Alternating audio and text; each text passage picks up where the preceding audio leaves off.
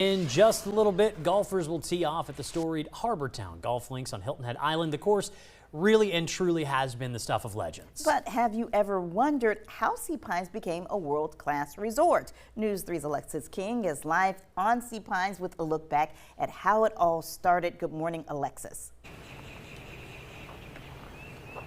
Good morning to both of you. And as far as good mornings go, this is a pretty grand one here in Harbor Town. The birds are singing, the sun is just coming up, and folks on the yacht are just waking to their fully cooked breakfast. The RBC Heritage is going to be kicking off today for the first day of actual play, but we wanted to talk about Sea Pines and Charles Frazier. He is the developer who had the vision that many say inspired resorts around the world. Watch this to see how Sea Pines came to be.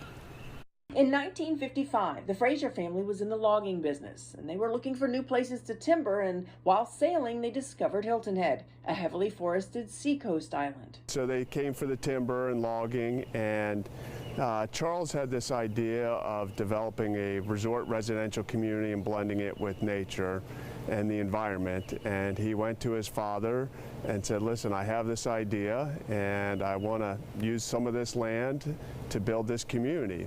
In 1956, Charles Frazier founded the Sea Pines Company and purchased that tract for $450,000.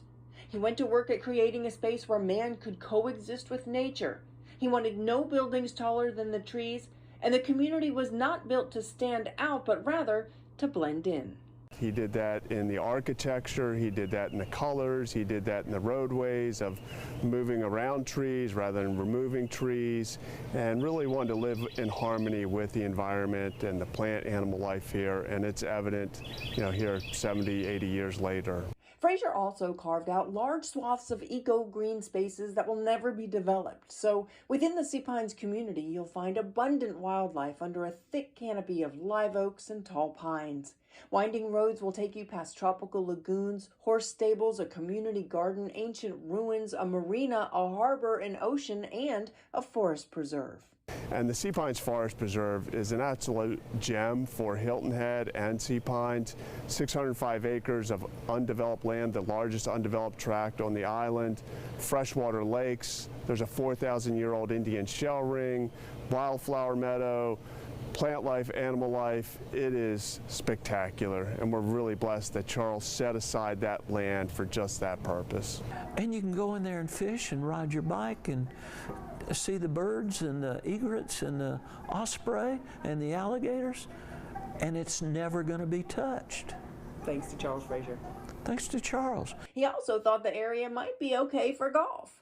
In 1960, Frazier commissioned Pete Dye to design the Ocean Course. That was the very first golf course on Hilton Head Island, followed by Harbor Town Golf Links. It was in the 60s, early 60s, and it was designed by George Cobb. And then it later had a modification done by Mark McCumber. And the rest, as they say, is history. Charles rests peacefully under the Liberty Oak overlooking the harbor where he arrived with his family so many years ago. He would be so thrilled now to see what it has become and how many families come year after year and ride their bikes and play tennis and golf and swim in the pools and walk on the beach. He would be absolutely thrilled with what it's become. And so we hope you come for the golf and stay for everything else. And while you're out enjoying the beauty of Sea Pines, if you head to Harbor Town, stop by and say hi to Charles Frazier. He built this place for you. Live from Sea Pines, I'm Alexis King, on your side.